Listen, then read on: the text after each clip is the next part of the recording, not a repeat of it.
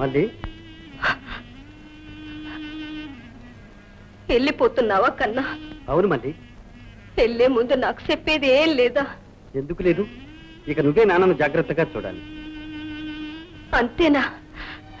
ఇంకేం లేదా?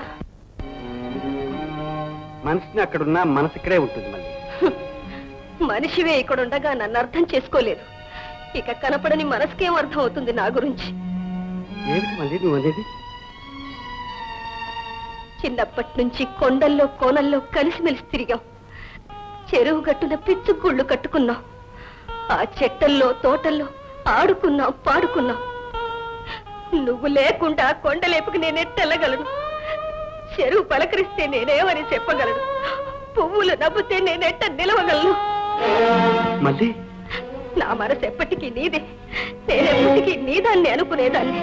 నా బతుకంతా నీతో పాటే నీ కలలు కనేదాన్ని. అవన్నీ కరిగిపోవలసిందేనా? మళ్ళీ నన్నెంత తప్పుగా అర్థం చేసుకున్నావమ్మా. మనిద్దరం చిన్నప్పటి నుంచి మల్లుదొర ఒళ్ళో పెరిగాం. ఆయన దీవెనల్లో ఇంతవాళ్లమయ్యాం.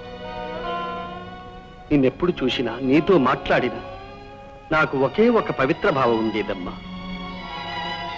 నువ్వు నా ముద్దుల చెల్లెవది. అవునమ్మా. మళ్ళీ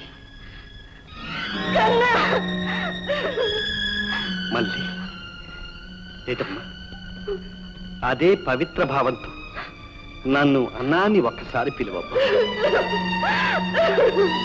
పిలువమ్మా. మళ్ళీ